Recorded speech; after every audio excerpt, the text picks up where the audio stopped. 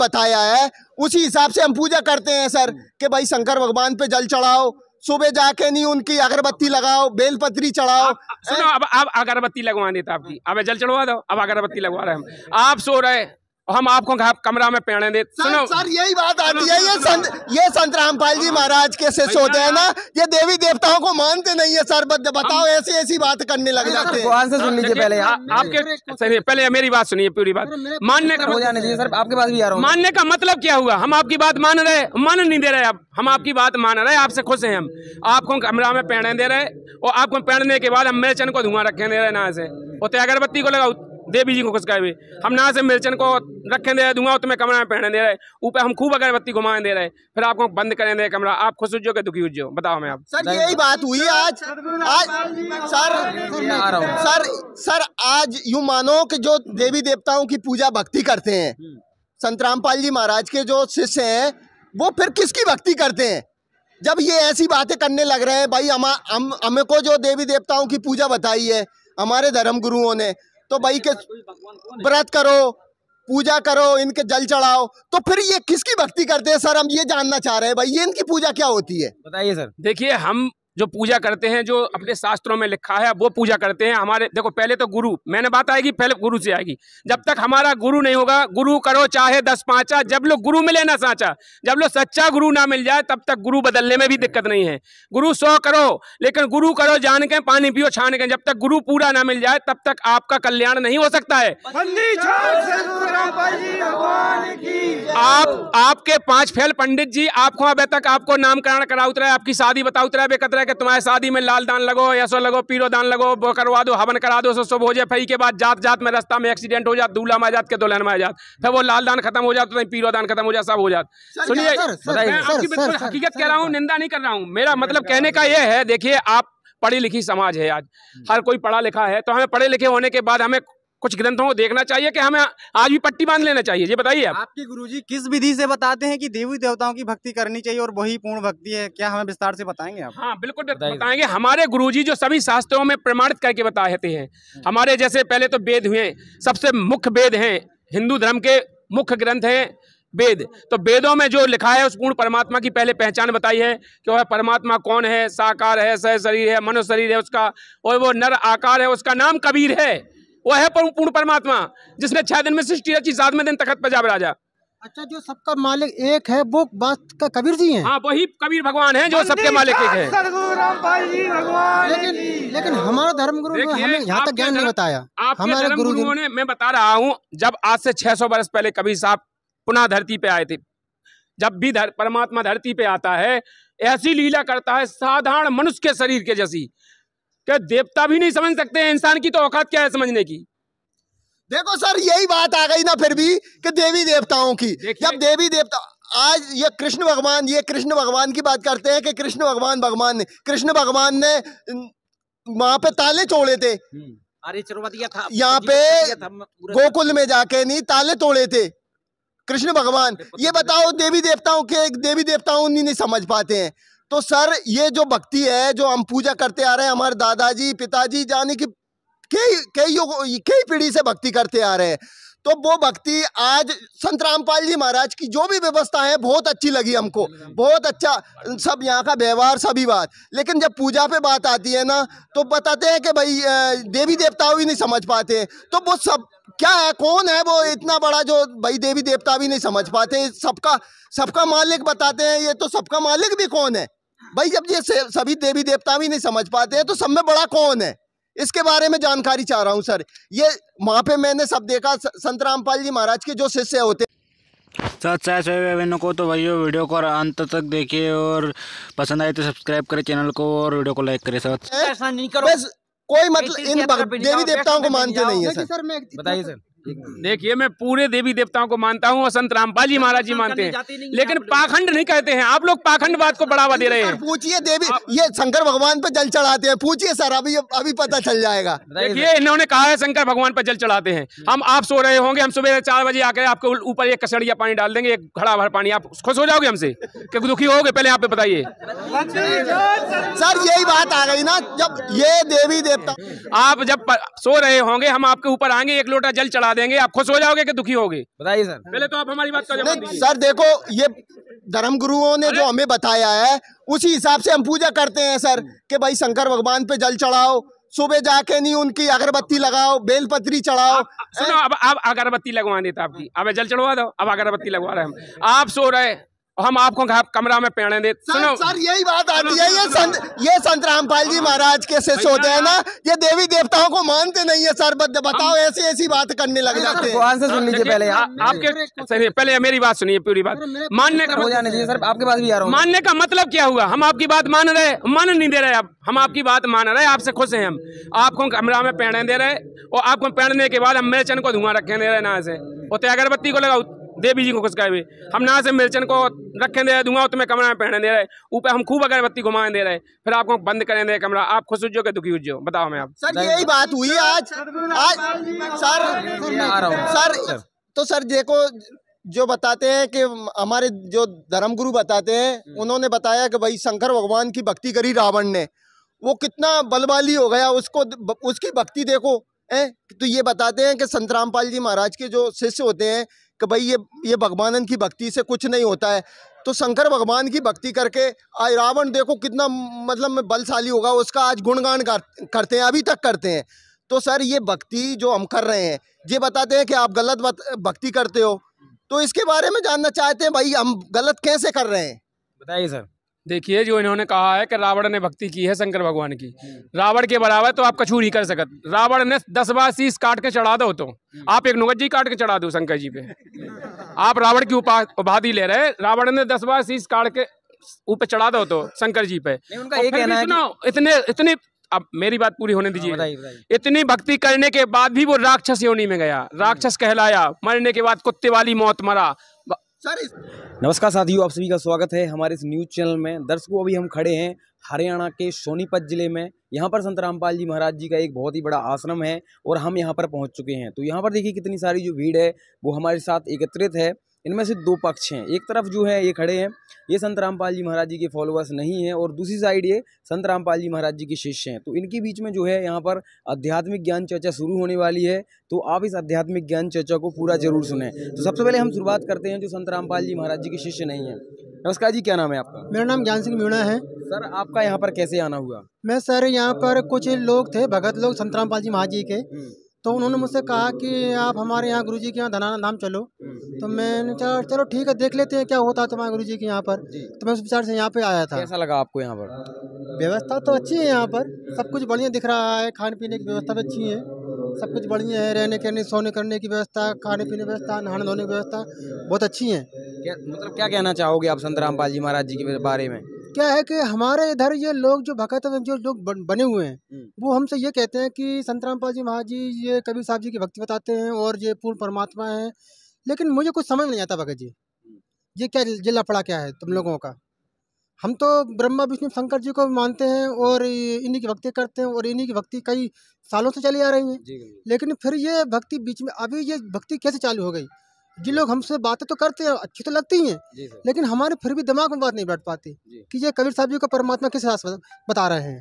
Sir देखिए, इनका सवाल है कि ब्रह्मा विष्णु महेश की ये भक्ति करते हैं, लेकिन यहाँ पर आकर हमें ऐसा लगा है कि संत रामपाल जी महाराज जो है ब्रह्मा विष्णु महेश की भक्ति छुड़वा कर किसी अन्य परमात्मा कबीर साहब की भक्ति बताते हैं। तो इस बारे में आपका क्या कहना है? सबसे पहले आप अपना परिचय दीजिए, इसके बाद इस क्वेश्चन का जवाब दीजिए। देखिए सर, मेरा नाम हेमंत दास है, मैं जिला निवाड़ी एमपी का रहने वाला हूँ। और जो भाई ने कहा है कि ब्रह्मा विष्णु महेश की पूजा करते हैं, भक्ति करते हैं, वही सर्वश्रेष्ठ हैं, और यहाँ पर ऐसा कुछ नहीं है कि जो ब्रह्मा विष्णु महेश की भक्ति छुड़वा देते हैं संत रामपाल जी महाराज। तो मेरा कहना है कि संत रामपाल जी महाराज जी किसी भी देवी देवता की भक्ति को नहीं छुड़वाते हैं। संत रामपाल जी महाराज जी ने तो केवल ये कहा है कि जो उनकी भक्ति विधि का प्रोसीजर है वो प्रोसीजर चेंज किया है, ना कि उन्होंने देवता चेंज नहीं किए हैं, ना किसी ब्रह्मा विष्णु महेश को छुड़वाया है। जबकि ब्रह्मा विष्णु महेश ये तो तीनों प्रधान हैं, और प्रधानों की पूजा तो पहले होती है, क्योंकि गुरुजी ने कहा है ब्रह्म तीनों देवा कमल दल बसे ब्रह्मा विष्णु महेश, और प्रथम इनकी वंदना, फिर सुन सतगुरु उपदेश।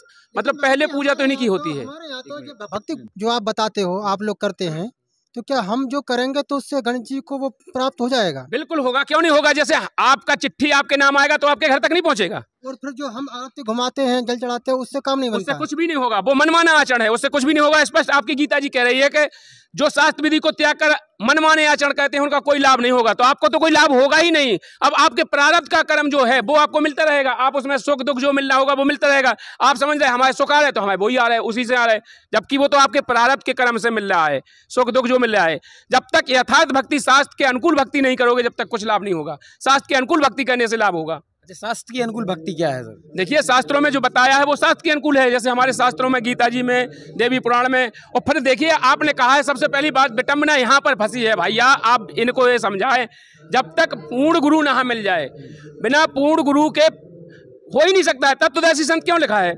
जैसे गुरु तो बहुत थे, गीता जी में क्यों पूर्ण गुरु को लिखा है, क्यों तत्वदर्शी संत कहा है? जब तक तत्वदर्शी संत नहीं मिलेगा तब तक मार्ग बताने वाला गुरु ही नहीं होगा। मुझे नकली धर्म गुरुओं से काम ही नहीं चलेगा, इसलिए नकली बोल रहे हैं हम। तो क्या आपके गीता जी में ये बात बताई गई है कि जो संत रामपाल जी महाराज जो ज्ञान बता रहे हैं, ये ज्ञान जो अब चला हुआ है, अब के बारे में बोला गया था क्या गीता में? पहले नहीं बोला गया था? जी बिल्कुल सही कहा है आपने, यह बिल्कुल निर्धारित समय है। देखिए क्योंकि हमें एक ही ग्रंथ से पूरा काम नहीं चलेगा, हमको सभी ग्रंथों को, सभी वेदों को, 4, 6, 7, 18 पुराणों को सबको लेना पड़ेगा। सबका निचोड़ जो होगा, जैसे आप दूध है, आप दूध को जमाते हैं, जमाने के बाद उसको बिलोते हैं, बिलोने के बाद घी निकलता है। जब घी उसको कंप्लीट कहते हैं, कितना थोड़ा बचता है? अगर 5 लीटर घी में, दूध में अपन को 250 ग्राम घी निकलता है। इसी प्रकार अपने सभी सदग्रंथों का सार है, जो मूल सार है, उसका निचोड़ चाहिए अपन को। वो निचोड़ आज संत रामपाल जी महाराज जी ने दे रखा है, सभी सदग्रंथों से प्रमाणित किया है। वह परमात्मा क्या है, उसकी भक्ति विधि क्या है, उसे कैसे करना चाहिए, कैसे प्राप्त होगा, सारी विधि। पहले तो आप गुरु पर निर्धारित होइए, आपके गुरु हैं वो ही गलत हैं। जब गुरु गलत रहेंगे तो मार्गदर्शन आपका गलत रहेगा। असली गुरु की कैसे पहचान करेंगे हम? हाँ, असली गुरु जो है हमारा, जो हमारे मंदिर में जो पंडित जी बैठते हैं, हम तो उन्हीं को असली गुरु मानते हैं, क्योंकि हमको वो सनातन धर्म से हमारे दादाजी लोग, हमारे पिताजी लोग वही करते आ रहे हैं, तो हम तो वही करेंगे। क्योंकि हमने तो अभी आज देखा हुआ है कि ये संत रामपाल जी महाराज जी जो हैं आपके तो गुरु हैं, जो हम तो नहीं जानते, हम अभी आए हैं और हमने व्यवस्थाएं देखी आश्रम में तो काफ़ी अच्छी लगी हैं। लेकिन आपने जो बात की है कि पूर्ण गुरु, तो हमको कैसे आप प्रमाण करेंगे कि पूर्ण गुरु कौन है? हम तो वही उसी में अटके हुए अभी। बिल्कुल सर जी, आपने बहुत अच्छा क्वेश्चन किया है। ये बिल्कुल आप समझदारी की बात हुई है। यदि आप समझना चाहते हैं तो आपको विस्तार से समझना होगा। जैसे आपने कहा है पूर्ण गुरु की पहचान क्या है, हम अपने सभी शास्त्र ग्रंथों से पूर्ण गुरु की पहचान बताएंगे। जैसे हमारे गीता जी में है, गीता अध्याय 4 के 34 में कहा है, हे अर्जुन उस तत्वदर्शी संत की शरण में जा, जिसकी सरलता पूर्वक दंडवत प्रणाम कर, कपट भाव छोड़कर वो तुझे ज्ञान उपदेश देगा, उससे तेरा कल्याण होगा। उसकी पहचान बताई अध्याय 15 के श्लोक नंबर 1 से 4 तक। पहचान के लिए 1 से 4 तक कहा है, और मूलम अधः शाखम, जो संसार रूपी वृक्ष है अर्जुन, इस पीपल के वृक्ष को तू उल्टा लटका हुआ जान, इसको जो जड़ से लेके पत्ते तक बता देगा वही तात्पर्य को जानने वाला होगा, वही तत्वदर्शी संत होगा। आज तक हमारे जितने भी धर्म गुरु हैं, इन्होंने बताया कहीं गीता में? आज तक आपके धर्म गुरुओं ने बताया कि गीता जी में ये लिखा है कि वो तत्वदर्शी संत की पहचान है, उसको जो जानने वाला होगा वही तात्पर्य को जानने वाला होगा। फिर इसलिए कहा है अध्याय 18 के श्लोक नंबर 66 में कहा है कि उसकी शरण में जाने के बाद साधक लौट के पुनः जन्म मृत्यु में नहीं आता है। तो हमारे तत्वदर्शी संत आज तक जितने भी धर्म गुरु हैं वो नहीं है। तत्वदर्शी संत केवल विश्व में एक ही होता है, वो संत रामपाल जी महाराज जी हैं। ये पुनर्जन्म और जन्म मृत्यु का जो शब्द आपने बोला है, पुनर्जन्म और जन्म मृत्यु, तो ये इसको हम कैसे, मतलब जन्म मृत्यु, मतलब इस पृथ्वी लोक में जन्म मृत्यु का भी कोई वो है?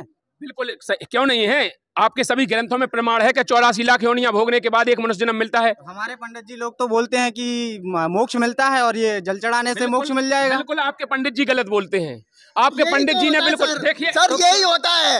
ये जब हमारे धर्मगुरु के बारे में आते हैं, ये बोलते हैं तुम्हारे धर्मगुरु को ज्ञान नहीं है, ये बोलते हैं कि ये इनको कोई ज्ञान ही नहीं है, ये वेद गीता से कोई प्रमाण नहीं देते हैं। भाई जब से सतयुग से आज तक वही तो तीर्थ कराते आ रहे हैं। तीर्थ पे जाना, गंगा स्नान करना, अमर धाम जाना, वैष्णो देवी जाना, मंदिर मस्जिद जाना, ये क्या बेकार है? इनकी दृष्टि बताइए। यही तो सब चल रहा है सर। ये संत रामपाल जी महाराज के जितने भी शिष्य है ना, ये पूजा पाठ के नाम से नहीं, ये बताते हैं कि भाई इनको नहीं मानो, इनको मत पूजो।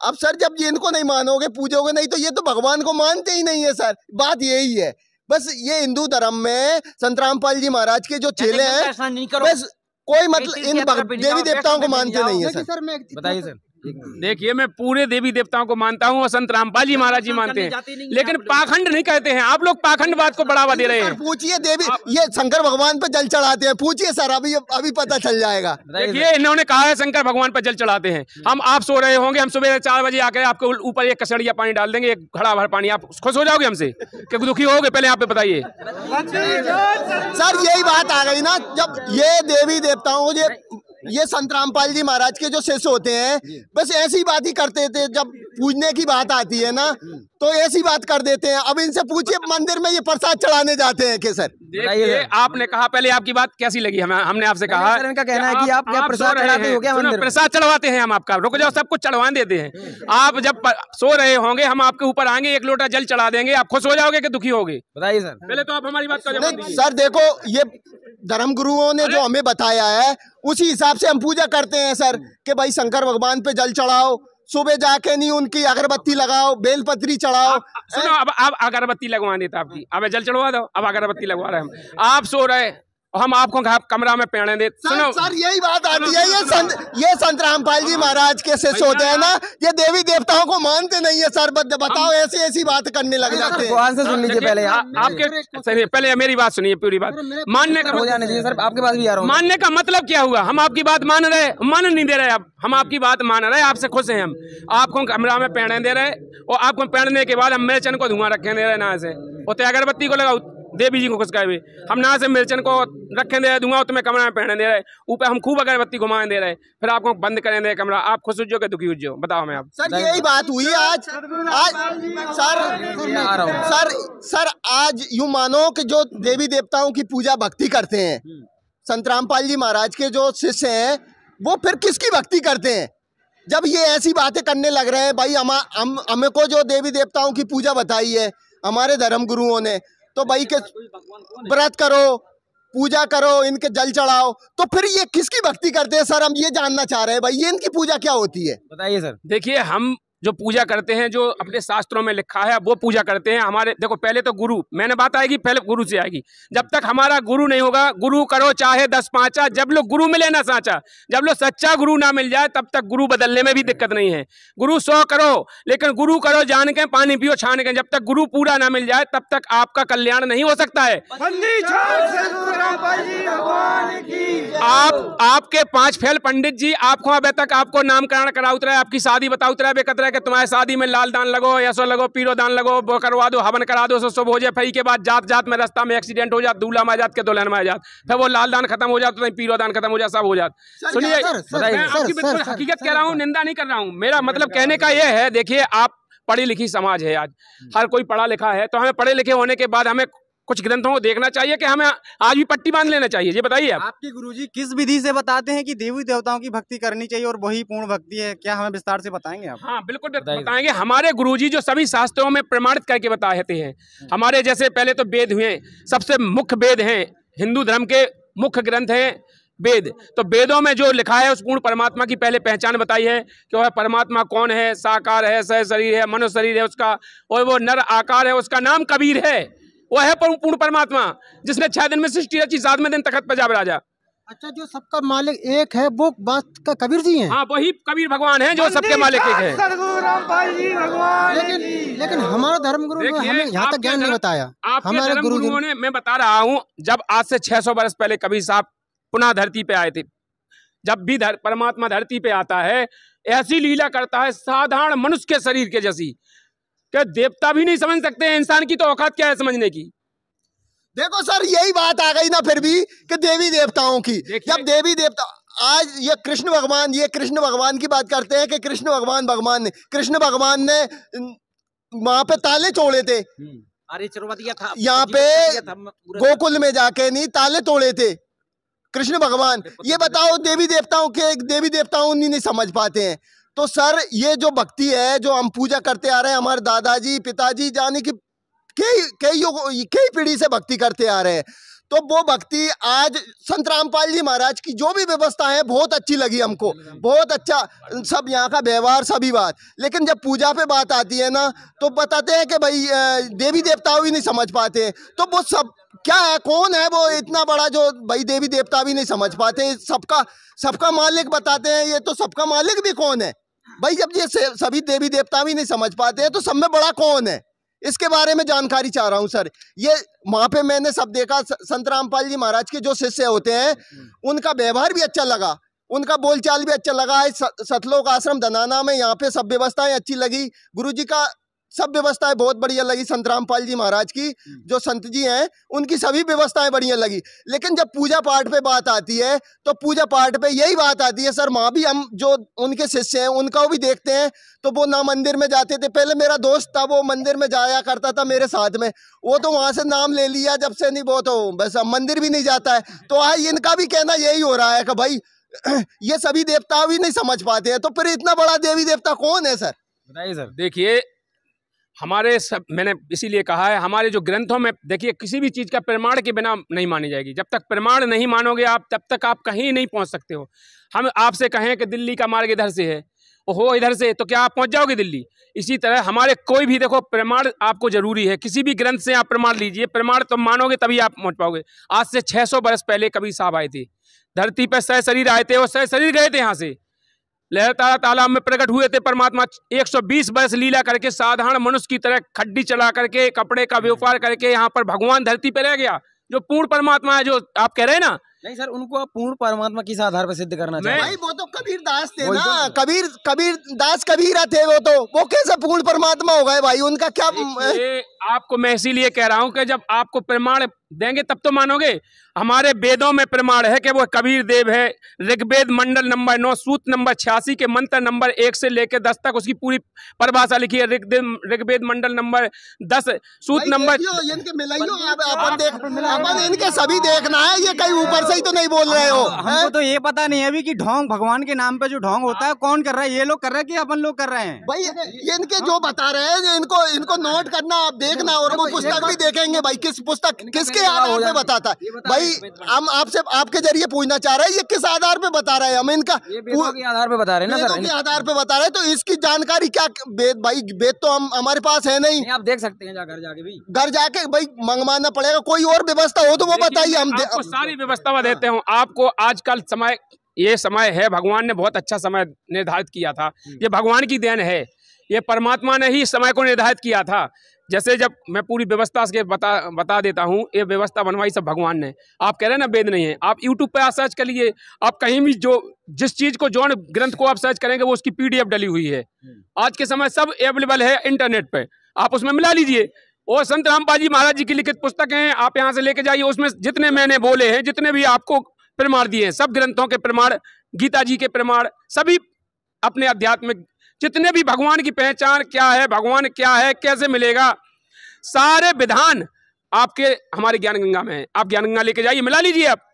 देखिए मैं आपसे एक बात पूछना चाहता हूँ कि मैंने संत रामपाल जी महाराज के शिष्यों से बातचीत तो करी है, वो बहुत सारे प्रमाण दिखाते भी हैं, हमने देखे भी हैं, लेकिन समझ में ये नहीं आता कि जो इतने प्रमाण आप के भगत भाई लोग दिखाते हैं, हमारे गुरु तो नहीं दिखा पाते, तो फिर हमारे जो पूर्वज जो लोग उन्होंने भक्ति करी तो क्या फिर उनका मोक्ष हुआ भी है या नहीं हुआ? देखिए सर, आपने कहा है हमारे पूर्वज हो थे, उनने भक्ति की, उनका मोक्ष हुआ कि नहीं? उनका मोक्ष बिल्कुल नहीं हुआ है। अगर उनका मोक्ष हो जाता तो आपके धर्मगुरु उनके श्राद्ध क्यों निकलवाते हैं?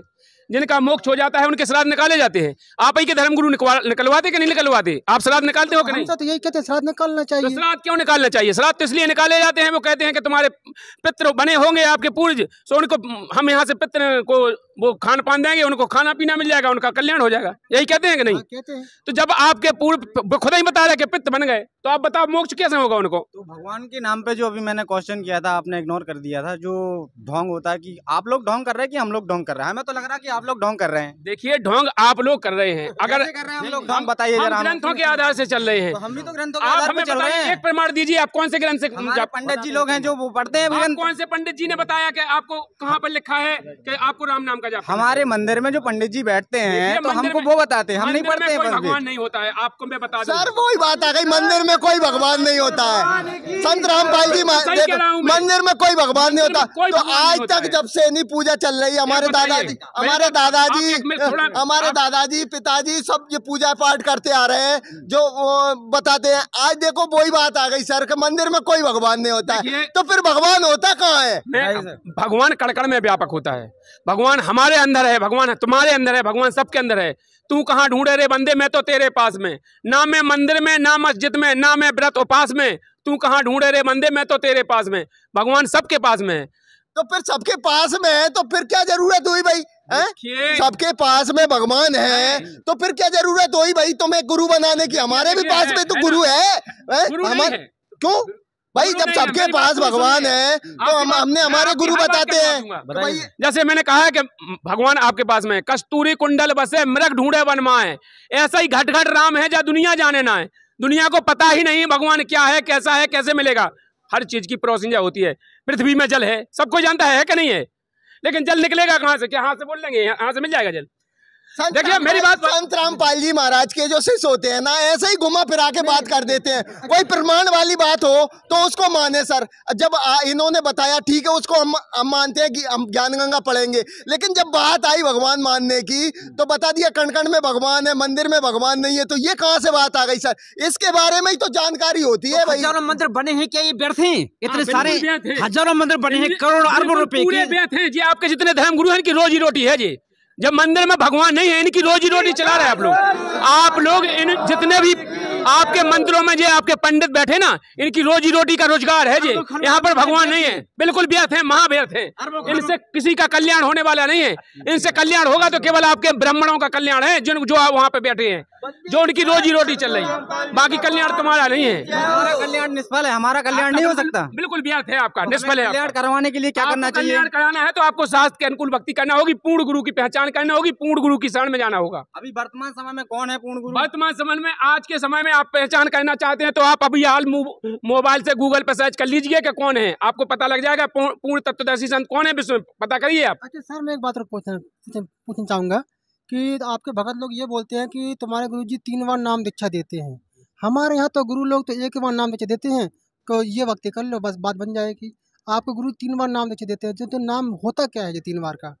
देखिए, गीता अध्याय 17 के श्लोक नंबर 23 में मैंने पहले बताया था, मैं फिर बता रहा हूँ। गीता अध्याय 17 के श्लोक नंबर 23 में कहा है, ओम तत्सत इति निर्देश त्रिविधे।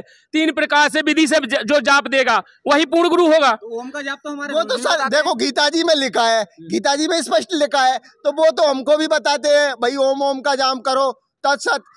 एक वो हम जब झंडा में जाते थे तब गाते थे, भजन में कीर्तन में अभी भी गाते हैं कि लगी आग लंका में पूरी लंका जली थी, लिखा था विभीषण की कुटिया कर क्यों बची थी, लिखा था उस पे हरिओम तत्सत। तो सर उस पे हम भी हरिओम तत्सत बोलते हैं, ओम ओम बोलते हैं, तो ये तो पहले से ही है भाई है।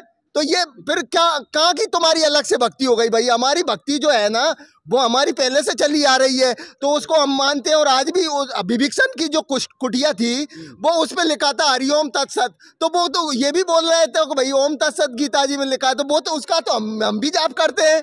देखिए, आप मनमाना आचरण कहते हैं, आपको कौन से गुरु ने? देखिए, जब तक अधिकारी, जैसे आपको पासपोर्ट बनवाना है, कहीं जाओगे तो क्या घर ही बना लोगे आप पासपोर्ट?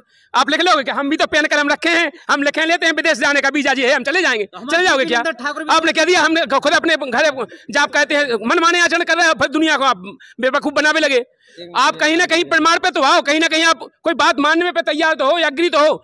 अगर आपको बच्चा को पढ़ाना है तो स्कूल में भेजोगे, कहीं पढ़ा लोगे? हम तो खुद किताबें ले आए, हम पढ़ा लेंगे, हम टीचर बना लेंगे। हमारे जो धर्मगुरु है, हमारे देखो स्कूल की बात आई, चलो वो आई, पूजा पाठ की बात आई, तो हमारे भी तो गुरु है, हमारे भी तो लाखों अनुयायी हैं, हमारे भी देखो इतने बड़े संत है, जैसे गुरु है देवकी नंदन ठाकुर है, अभी ये चल रहे हैं जो अनुद्राचार्य जी है, ये सभी ये इनको कोई ज्ञान नहीं है सर। यही तो बात आती है जब भाई जब तुम ही पढ़े लिखे हो क्या है? ये भी तो गीता सुनाते हैं, वेद सुनाते हैं, ये सभी ये भी प्रमाण बताते हैं भाई। इसमें ये संत रामपाल जी महाराज के जो शिष्य होते हैं ना, वो पूजा की बात आती है ना, तब यही बातें करते हैं भाई कि हम क्या नाम से मंदिर में भगवान है, तो भाई भगवान कहाँ है? भगवान की भाई हम जो पूजा पाठ कर रहे हैं विधि। सर मेरा बताइए सर।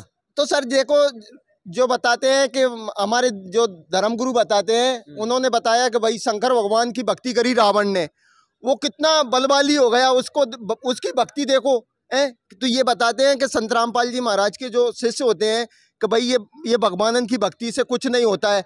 तो शंकर भगवान की भक्ति करके आज रावण देखो कितना मतलब में बलशाली होगा, उसका आज गुणगान करते हैं, अभी तक करते हैं। तो सर ये भक्ति जो हम कर रहे हैं ये बताते हैं कि आप गलत भक्ति करते हो। तो इसके बारे में जानना चाहते हैं भाई, हम गलत कैसे कर रहे हैं, बताइए सर। देखिए, जो इन्होंने कहा है कि रावण ने भक्ति की है शंकर भगवान की, रावण के बराबर तो आप कछु नहीं कर सकत। रावण ने 10 बार शीश काट के चढ़ा दो, तो आप एक नुगज्जी काट के चढ़ा दो शंकर जी पे। आप रावण की उपाधि ले रहे, रावण ने 10 बार शीश काट के ऊपर चढ़ा दो तो शंकर जी पे। उनका ये कहना है कि इतने अब मेरी बात पूरी होने दीजिए। बताइए। इतनी भक्ति करने के बाद भी वो राक्षस योनि में गया, राक्षस कहलाया, मरने के बाद कुत्ते वाली मौत मरा। सर इसमें मरने वाली बात आ गई। तो मरना तो हम सभी को है भाई, मरना तो रावण भी मरा है, जहाँ तो पृथ्वी पे आए तो सभी मरेंगे, आप भी मरोगे, हम भी मरेंगे। तो मरने वाली बात तो कोई इसमें है ही नहीं है। लेकिन भक्ति वाली बात है तो वो भक्ति करके देखो कितना बलशाली हो गया। उसने जो भक्ति की है, मैं वही तय कह रहा हूँ, उसने 10 बार शीश काट के चढ़ाया, आप एक उंगली काट के चढ़ा दो शंकर जी पे, चढ़ा दो ना आप, अगर आप भक्ति कर रहे तो। नंतर आप बिल्कुल नहीं कर रहे हो, इसलिए मैं कह रहा हूँ वो मनमाना आचरण कर रहा था। उससे सिद्धियां तो उसको प्राप्त हुई, सिद्धियां हो गई, सिद्धि युक्त होने के बाद उसका क्या हुआ, उसकी जिसकी सोने की लंका थी रावण की, 1 लाख पूत 1.25 लाख नाती, जिस रावण के देवा ना बाती, 1 लाख पुत्र थे 1.25 लाख नाती थे, उस रावण के देवा ना बाती, उसके कुछ भी नहीं बचा, एक दिया जलाने वाला नहीं बचा कोई। क्यों नहीं बचा? उसकी भक्ति अगर अच्छी थी तो उसके परिवार क्यों खत्म हो गया एक ही बार में, पूरा वंश का नाश क्यों हो गया? थोड़ी विवेक कीजिए, थोड़ी बुद्धि इन धर्म गुरुओं के बहकावे में आकर के बिल्कुल अपनी बुद्धि को थोड़ा खोलिए, कुंद नहीं रखिए। आज का पढ़ा लिखा समाज है, हम पढ़े लिखे हैं, हमको थोड़ा अपने ग्रंथों को खुद देखना चाहिए, पढ़ना चाहिए। हमारे ग्रंथों में लिखा क्या है? रावण ने भक्ति की, अच्छी की, लेकिन वो मनमाना आचरण किया, हठयोग किया, उससे उसे क्या मिला? सिद्धियां मिली, सिद्धियां मिलने के बाद फिर मर गया। ऐसे आज आप भी करोगे, आपको सिद्धियां मिल जाएंगी, सिद्धियां मिलने के बाद आप फिर मर जाओगे, फिर पुनः 84 लाख योनि में जाओगे। देखो सर, देखिए एक मिनट हो जान दीजिए, आपके पास भी आता हूँ। 84 लाख योनियां भोगने पड़ेंगी, क्योंकि अपनी सदग्रंथों में लिखा है कि 184 भोग के पोपे अटकी आए और 100-500 ना पड़े कि फिर 84 जाए। 84 लाख जन्म भोगने के बाद मनुष्य जन्म मिलता है, और आज आपको मनुष्य जन्म मिला है तो इस मनुष्य जन्म काय के लिए मिला है? मोक्ष कराने के लिए।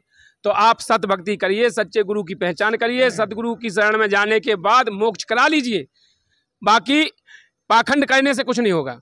अच्छा सर, मेरा एक क्वेश्चन ये रहेगा कि मैं कुछ दिन से अभी यूट्यूब पे देख रहा हूँ, तो आनंदाचार्य महाराज जी बोलते हैं कि विष्णु जी भगवान बड़े हैं, शंकर ब्रह्मा जी के पिता हैं।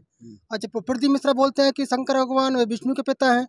तो ये सच्चाई क्या है? मतलब हमारा गुरु धर्म गुरु जो सही बोल रहा है वो तो हमें लगता है, तो क्या आपके गुरु जी कुछ ऐसा है जो सच्चाई बताते हुए? बताइए सर। बिल्कुल सही कहा है आपने, बिल्कुल। आप थोड़ा आपने इन नकली धर्म गुरुओं को पहचाना है। आपने कहा है, खुद मैं नहीं कह रहा हूं, मैं कहता तो आपको बुरा लगता। आपने कहा है कि हमारे अनिरुद्ध आचार्य जी कहते हैं कि शंकर जी के पिता ब्रह्मा जी हैं, कहीं कोई कहता है विष्णु जी हैं, कोई कहता है कि शंकर जी उनके पिता है। मतलब यही कन्फर्म नहीं हो पा रहा है कौन किसका पिता है। और हमारे संत रामपाल जी महाराज जी ने बताया है कि ये तीनों भाई हैं, वो कोई किसी के पिता नहीं है। अब जब तो क्या इसका प्रमाण भी? हाँ, इसका प्रमाण मिलेगा आपको, बिल्कुल विद प्रूफ मिलेगा। आपने देवी पुराण पढ़ा हो, नहीं पढ़ा हो तो आप पढ़ लीजिए। 3रे स्कंद में 123 पेज पर लिखा है, उसने स्वयं पूछा है उस देवी जी से, उन्होंने कहा है कि मैं ब्रह्मा, मैं तुम्हारा पुत्र हूँ, मैं विष्णु हूँ, शंकर मैं तुम्हारा, तुम तीनों गुणों को रचने वाली माता हो, आप ही हम तीनों को पैदा करती हो, हमारा जन्म मरण होता है, हम मतलब उन्हें पूरी यहाँ पर विवरण से बताया है कि हम अजय अमर नहीं है, हमारा तो जन्म मरण होता है, हम तीनों आपके पुत्र हैं। तो जो स्वीकार स्वयं कर रहे हैं वो तीनों भाई हैं।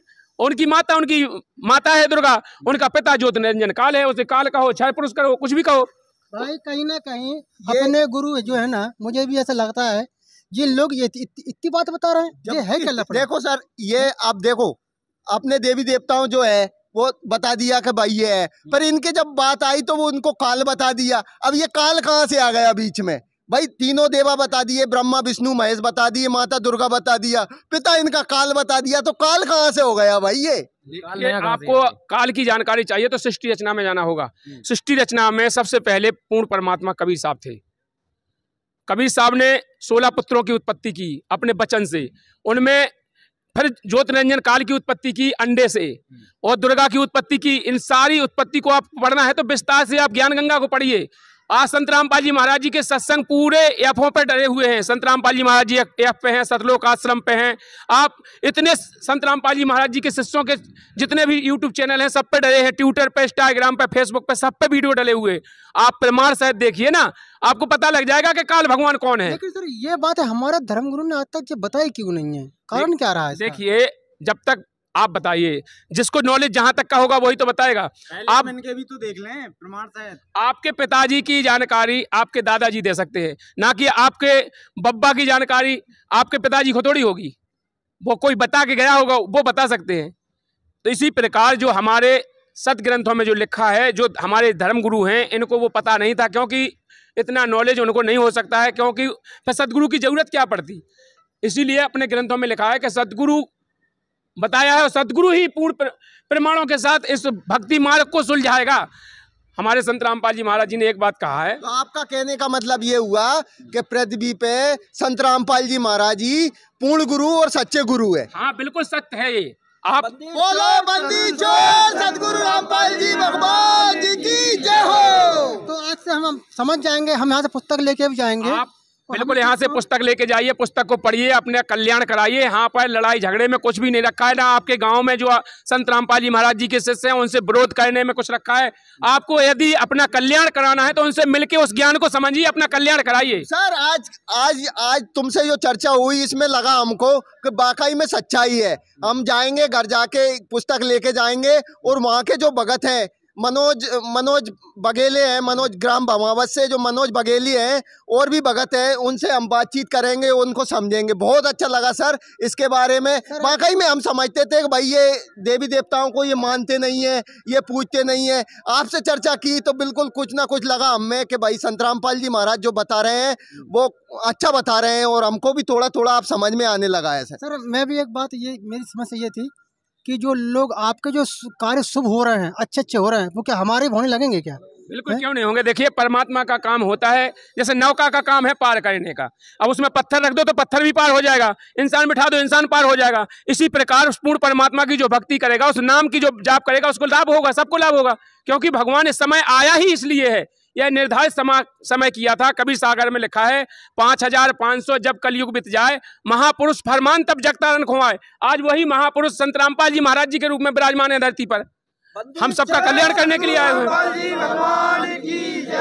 तो आज आप लोग भी संत रामपाल जी महाराज जी के बताए हुए अनुसार भक्ति करोगे तो आप लोगों को भी किसी भी प्रकार का कष्ट हो, किसी भी प्रकार की बीमारी हो, किसी भी प्रकार का दुख हो, सबका निवारण संत रामपाल जी महाराज जी का है। कि जो पूर्ण गुरु की पहचान है तो आप वो प्रमाण सहित बता दीजिए, क्योंकि अभी हमें दुर्गा जी के मंदिर जाना है, तो आप प्रमाण सहित बताइए तो हम देखेंगे। आपको प्रमाण मैंने बताया है। पूर्ण गुरु की पहचान गीता अध्याय 15 के श्लोक नंबर 1 से 4 तक पूर्ण गुरु की पहचान बताइए। उस तत्वदर्शी संत की पहचान क्या है? संसार रूपी वृक्ष को जो जड़ से लेके पत्ते तक बता देगा, वही तात्पर्य को जानने वाला होगा। आप गीता जी में देख लीजिएगा 15 के अध्याय 15 के श्लोक नंबर 1 से 4 तक आप, और जो नहीं जानते उनको भी बता दीजिएगा।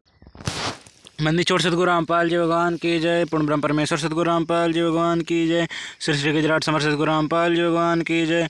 तो सभी भाइयों को, तो भाइयों वीडियो आपको कैसा लगा कमेंट में ज़रूर बताएं, और जो भी क्वेश्चन हो, जो भी आपकी शंका रहे हो, वो भी कमेंट में दास को लिखकर भेज दे। दास उसका पूरी तरीके से, सही तरीके से जवाब देने की कोशिश करेगा। तो भाइयों इस वीडियो में बस इतना ही, मिलते हैं अगले वीडियो में। तब तक के लिए आप हमारे चैनल के दूसरे वीडियो देख सकते हैं, उनमें भी बहुत ही ज़्यादा अच्छे से ज्ञान चर्चा की गई हुई है। और आपको कैसे वीडियो पसंद है ये भी कमेंट में ज़रूर लिख देना भाइयों। तो चलिए मिलते हैं अगले वीडियो में। सत साहिब बंदी छोड़ सतगुरु रामपाल जी भगवान की जय। पूर्ण ब्रह्म परमेश्वर सतगुरु रामपाल जी भगवान की जय। सिर से गुजरात समर सतगुरु रामपाल जी भगवान की जय। सत साहिब।